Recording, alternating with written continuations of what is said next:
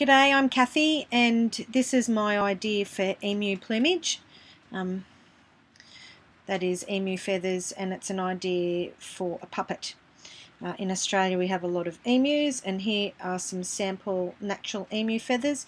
You can see at the base of the feather that it's quite pale, and toward the end of the feather there's always a little dark piece on the ends, which makes for a really nice look when it moves, when the emu moves. They're beautiful creatures. So I tried actually sewing the feathers onto some fabric by putting these ends into some tulle and sewing across, but it still was very time consuming, tedious, and I didn't think it gave the best result. And I wasn't sure on the longevity of it either, of the feathers coming off. So I tried something else, and this is what I came up with. And a bit tricky to show you here.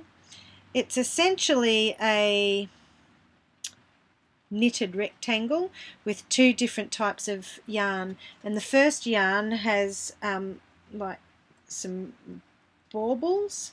I wonder if you can see that in there. Yep, there you go.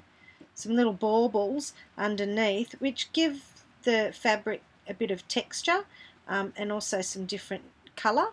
There's a couple of different browns in there, and then it has this overstory here of that looks a bit like feathers.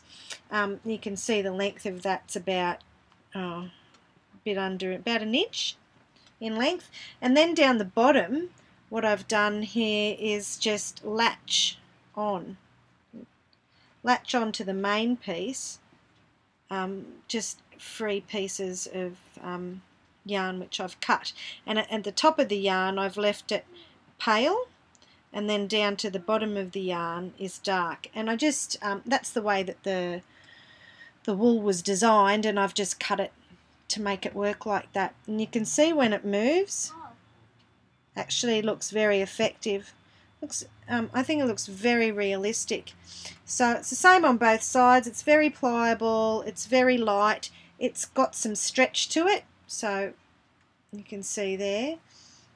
That would be something that would need to be taken into consideration into the design, that maybe you would make the pattern pieces slightly smaller because it is a stretchy fabric. I don't know if you got a better idea, but that's mine. Okay. Bye from Australia. See ya.